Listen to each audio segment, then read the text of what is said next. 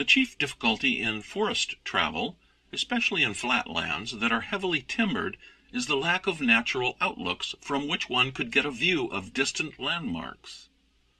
Although there are plenty of marks in the woods themselves by which a trained woodsman can follow a route that he traversed not long before, yet these signs are forever changing, vanishing, being superseded by others. Not only do new growths spring up, but old ones are swept away, sometimes suddenly as by flood or fire. Hence, when men have once picked out a course through the woods that they intend to follow again, they leave permanent marks along the way for future guidance. The most conspicuous and durable waymarks that can easily be made are blazes on the trees. It is of no little consequence to a traveler in the wilds that he should know something about blazes and the special uses made of them in the backwoods. On a thin-barked tree a blaze is made by a single downward stroke, the axe being held almost parallel with the trunk. But if the bark is thick, an upward and a downward clip must be made, perhaps several of them, because in any case the object usually is to expose a good-sized spot of the whitish sapwood of the tree, which, set in the dark framework of the outer bark, is a staring mark in the woods, sure to attract attention, at least while fresh. Outside of white birch forests, white is the most conspicuous color in the woods until snow falls.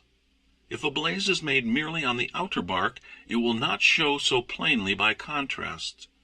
This kind of blaze, however, may be preferred for some purposes, for example, by a trapper who does not want to call everybody's attention to where his traps are set.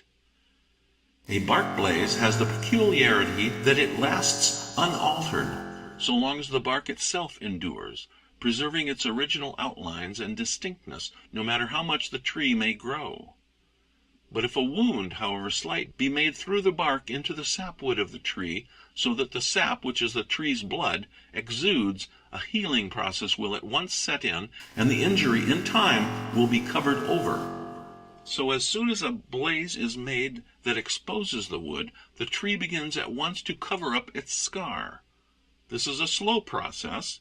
First the edges of the cut will widen, then a sort of lip of smooth new inner bark will form, and this will gradually spread inward over the gash.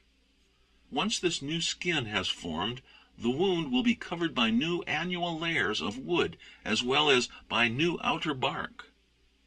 Years after the blaze was made, nothing will show on the surface but a slight scar, a sign that takes practiced eyes to detect and read.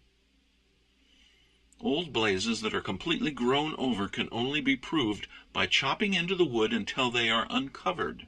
The original marks of the axe are then plainly visible, and the age of a blaze can be determined to within at most a few years by the number of rings that have grown over it, except in the case of tupelo and winged elm trees, the fiber of which is very irregular.